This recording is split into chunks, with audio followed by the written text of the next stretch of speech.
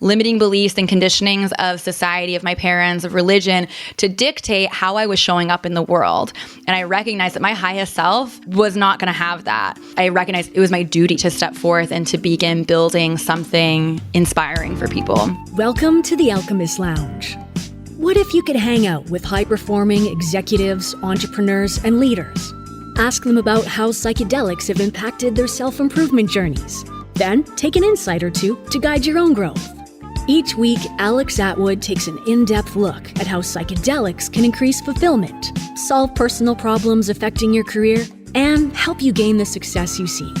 Alex is an executive and psychedelics coach to high performers, and his goal is to provide strategies to help you reduce conflict, bring awareness, and balance your life through the use of psychedelics.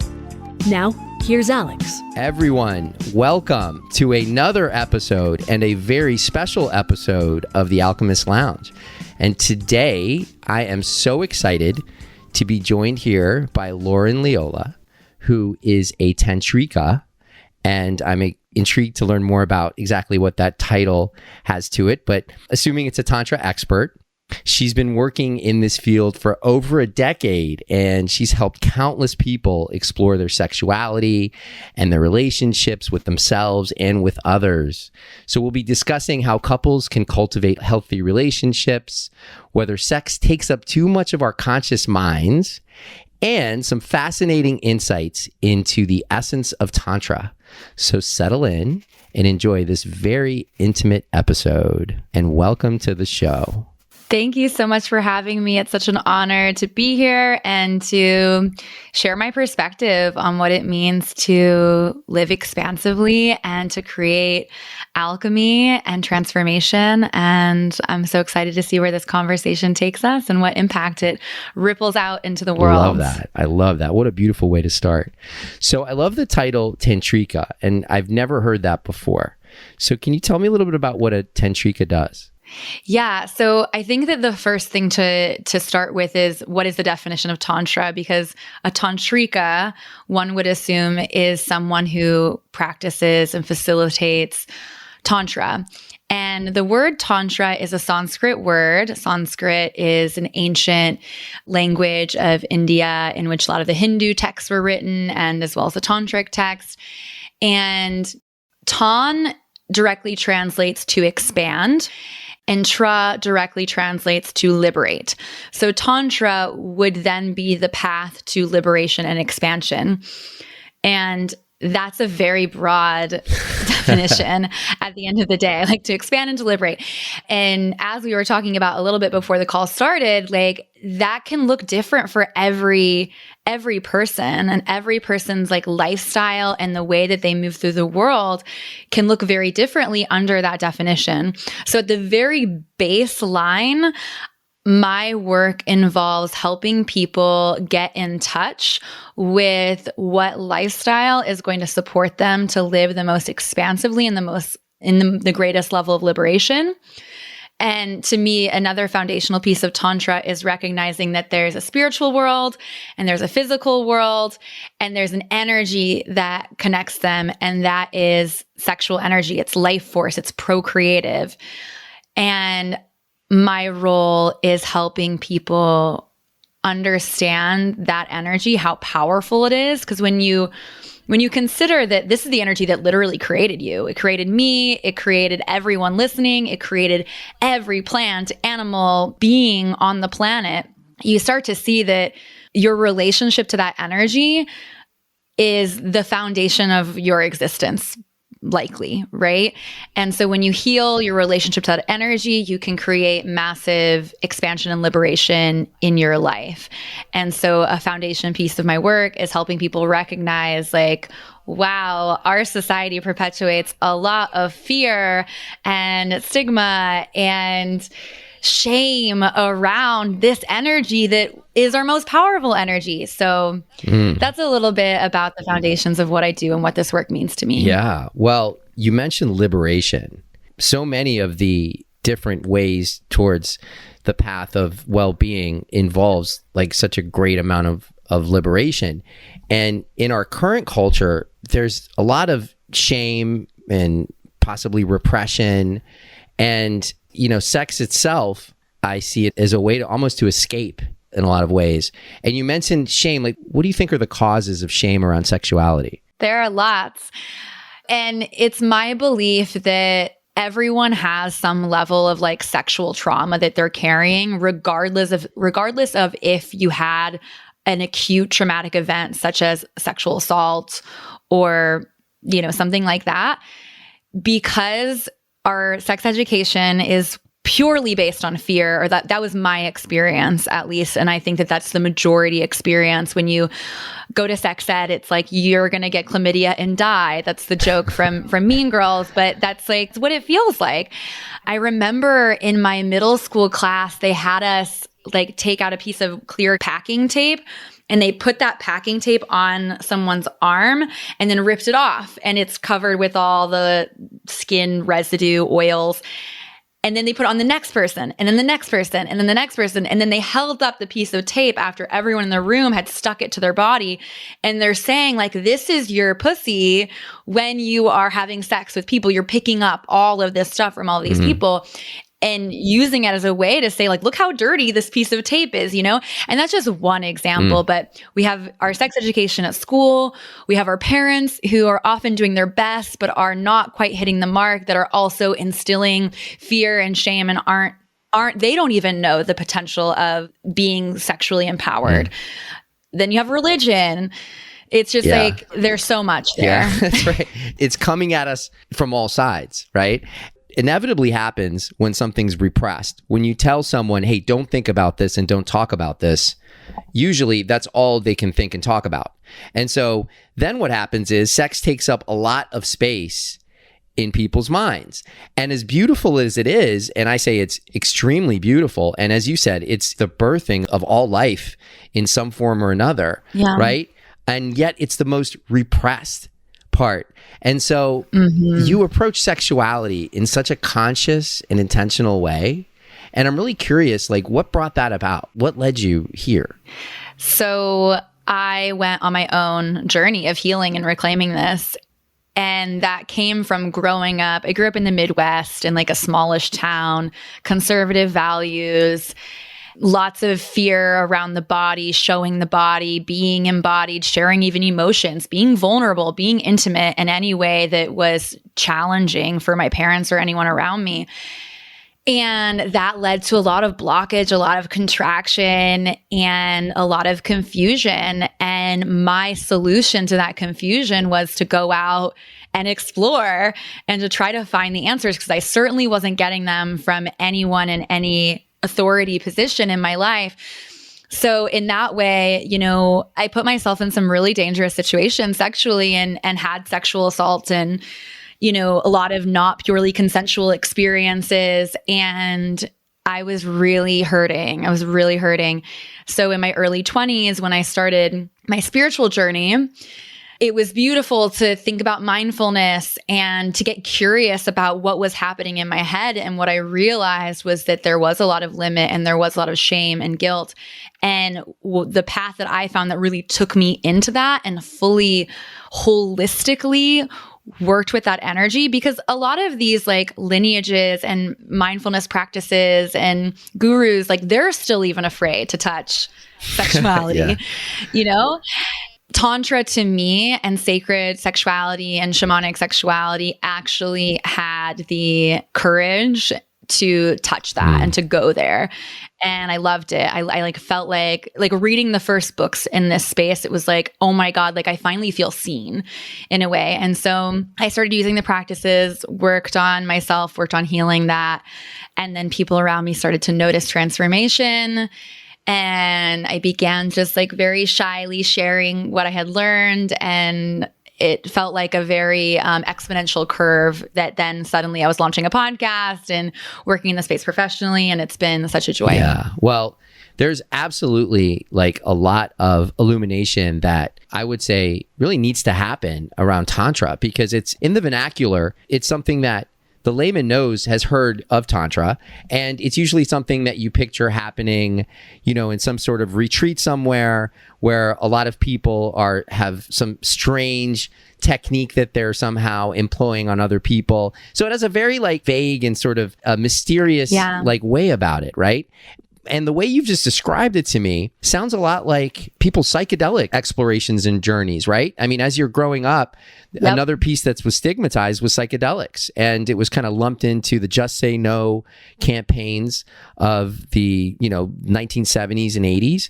And now that's starting to sort of come around. But, when you think about Tantra and you think about where it is on sort of in the world of sexuality, it is difficult for some gurus to approach this because there are those who are human beings and have succumbed to shadows, right? And have potentially taken validation and sort of lost it, right? Through not really adhering to what's really behind this work, which is this energy that's a life force. So it's absolutely fascinating. And I'm really curious, what are some of the challenging experiences on your path to mastering tantric techniques? And how did you eventually find your path to the universe supporting you as you hear today, actually representing Tantra in this way? Yeah. So I'd first love to address the relationship between psychedelics and pleasure, because pleasure is an altered state of consciousness. We don't realize that. It's having a sexual experience is like taking a drug because of the way that our brains react in those spaces. It's releasing a lot of the same chemical compounds that would be released when we take a psychedelic experience or have a psychedelic experience. And what has made psychedelics more mainstream and has made them be seen as a potential mode for healing, expansion, and liberation is intention, using them intentionally. And the same gets to happen for sex. And that's really what Tantra is about. It's invoking an intention into the sexual experience, which is also why sex can be really painful, and also and I mean painful in terms of it can lead to a lot more pain. It can lead to more trauma, in the same way that if you take a psychedelic not in the right setting or not with the right people or not in the right frame of mind, it can be more traumatizing, right? So the same is true of sex. And because sex feels only safe for so many of us behind closed doors in the dark, we're not having the conversations. We're not even getting curious about ourselves, about the intention that we are approaching with another person or even in our own pleasure practice. So with that, there's lots of space for, as you'd mentioned, shadow to come in, and shadow in terms of how we're relating to ourselves, how we're relating to others.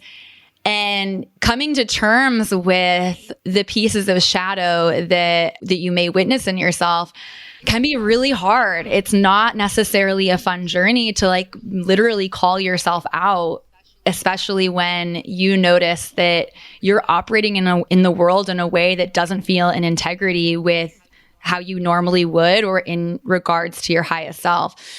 I'm sure there's been challenges being able to sort of navigate, right, the sexual space, especially because I know you work with couples and you work with men and you work with women, and I see you work with businesses. So I'm really curious, what were the challenges getting there? How did you manifest and evolve Tantra into something that's so expansive? Yeah. So when I first started on this path, I wasn't really sharing it with anyone. I was just kind of in my own vibe. I didn't even want to go to workshops. I just wanted to read the books and be in it. Yeah. And then slowly I started to branch out and go to more. And eventually, the way that I actually fully committed to doing this work, it's kind of a longer story, but I'll try to sum it up into a couple of main pieces.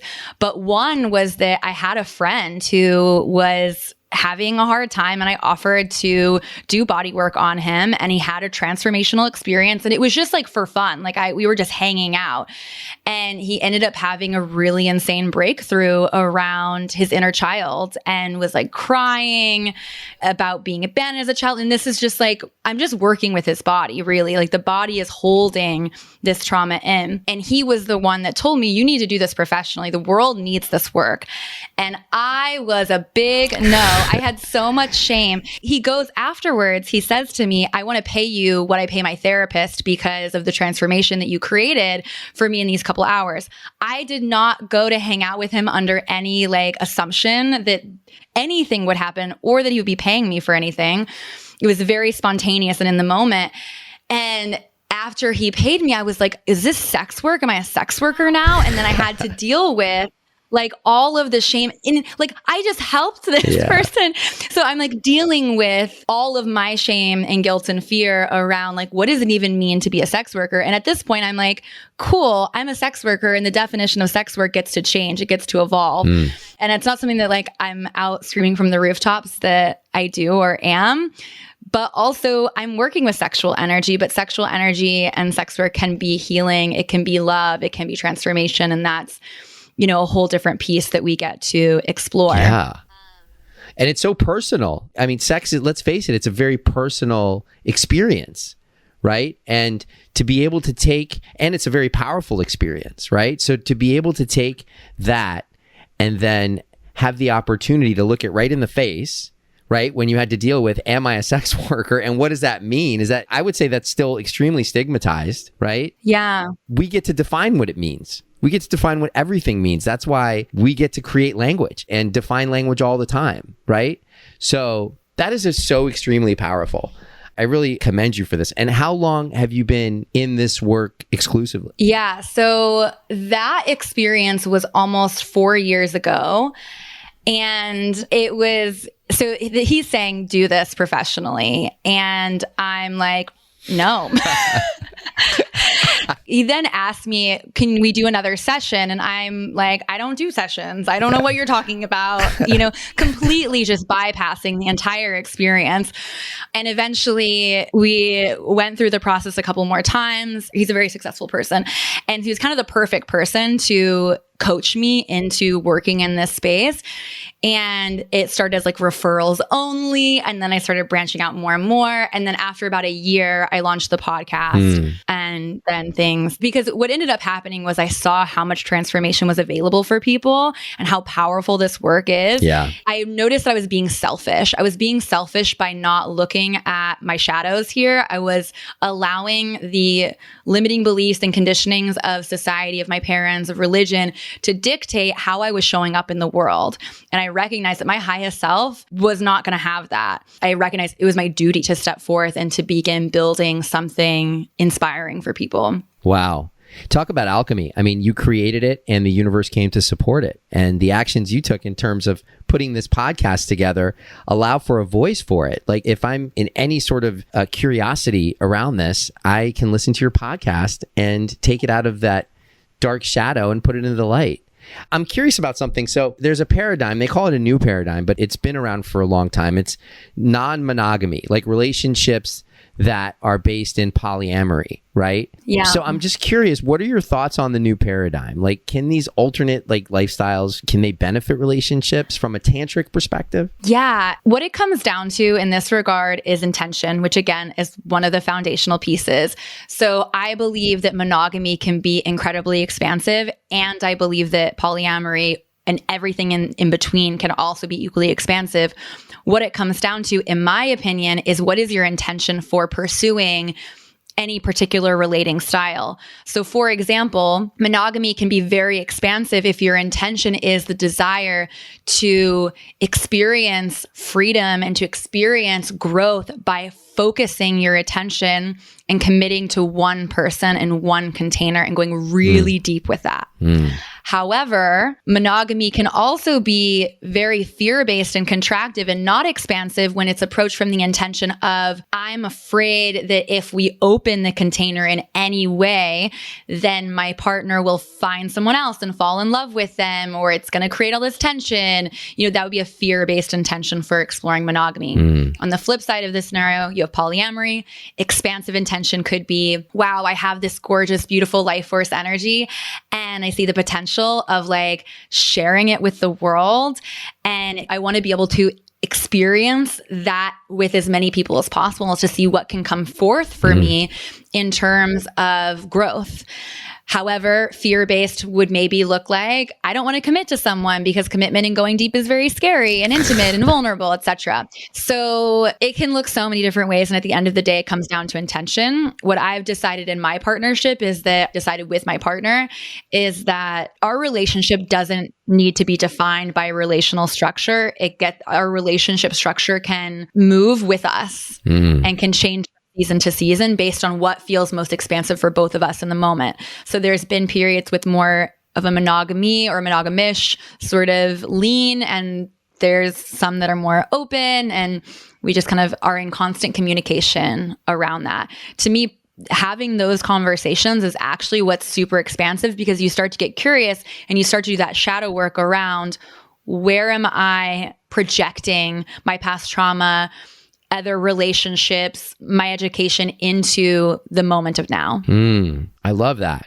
Well, that is a very deep way to have a monogamous relationship. Like, if you have the intention of being expansive in your relationship and opening to what shows up, what a deep journey to take with your partner, right? Because there's a lot of valleys and there's a lot of peaks, and just have that level of intimacy sounds very, very, very like comfortable and committed and deep. Yeah. There's a freedom that comes with commitment that I think that people don't really fully understand or realize.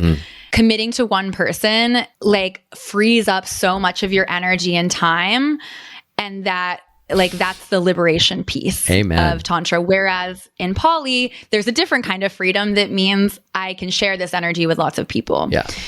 So what does freedom mean to you? What's going to feel the most free for you in this moment? Yeah, that's right. Just honor yourself. It makes sense. And when you're talking to couples and they are interested in deepening their connection, improving their communication, and they are considering Tantra, what are some practices that you would recommend for them to start to get into this tantric sort of connection?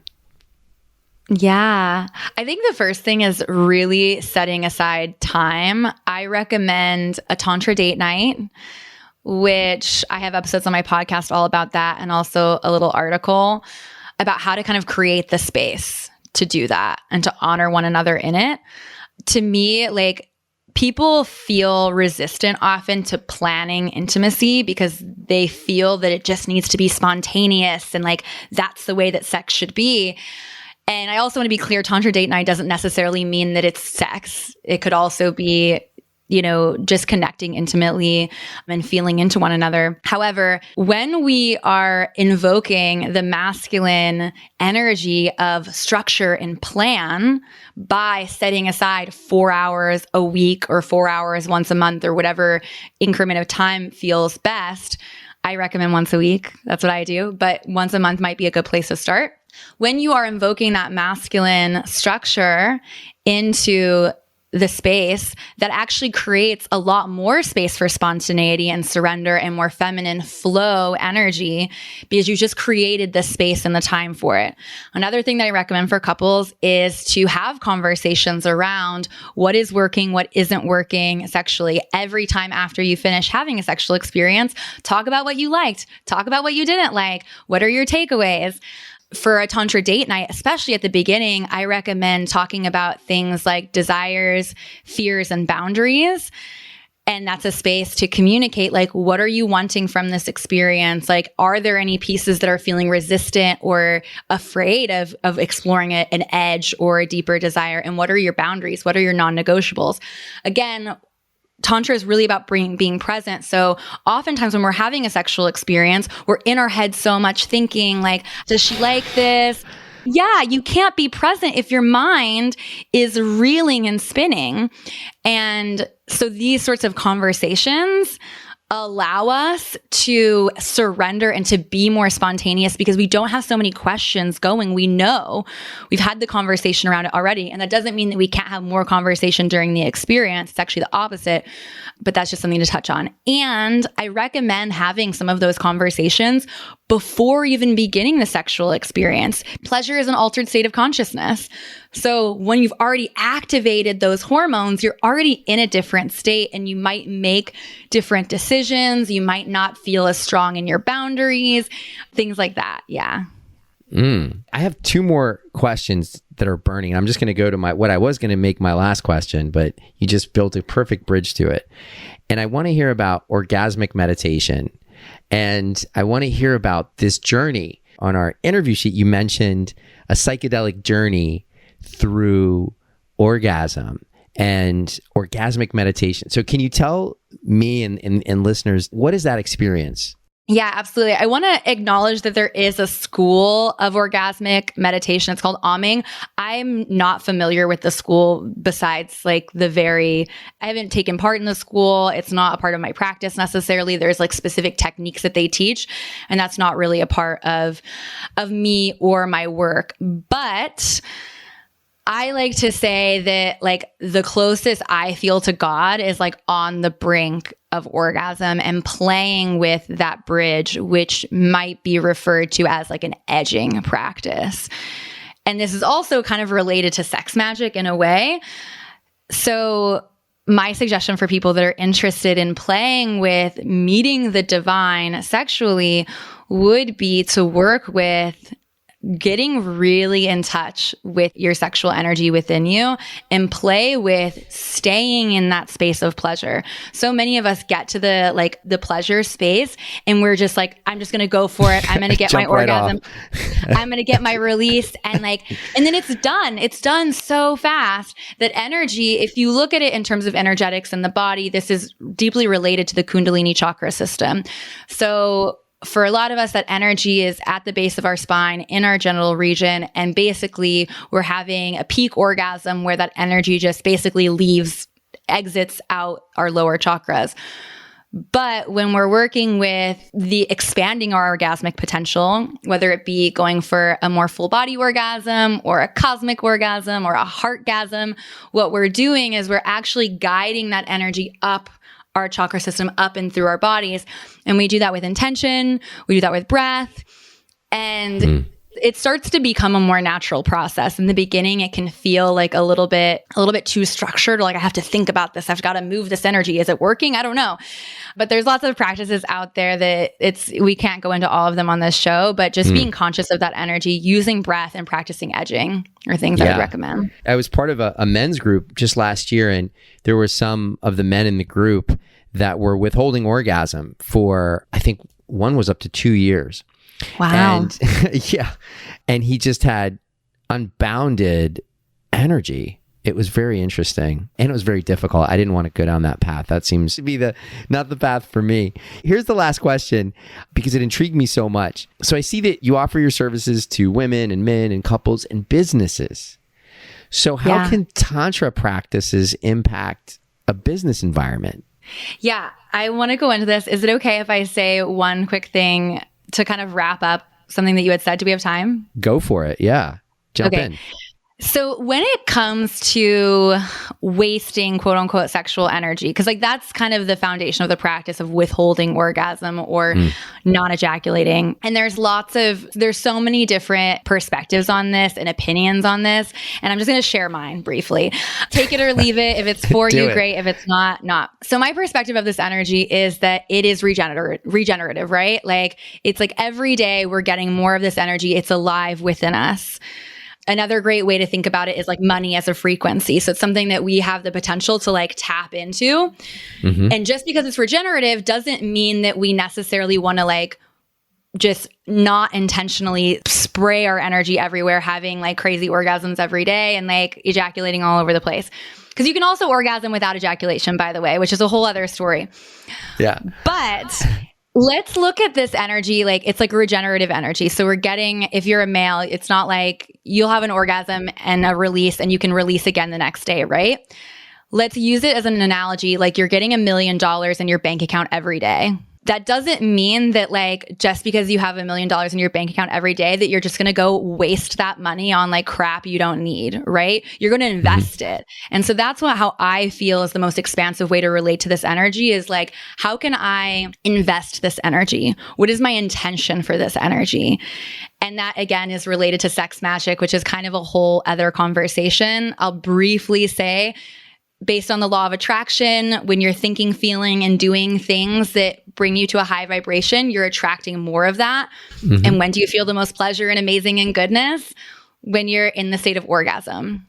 So using the orgasm as a vibration to then anchor in your desires or the things that you desire to materialize.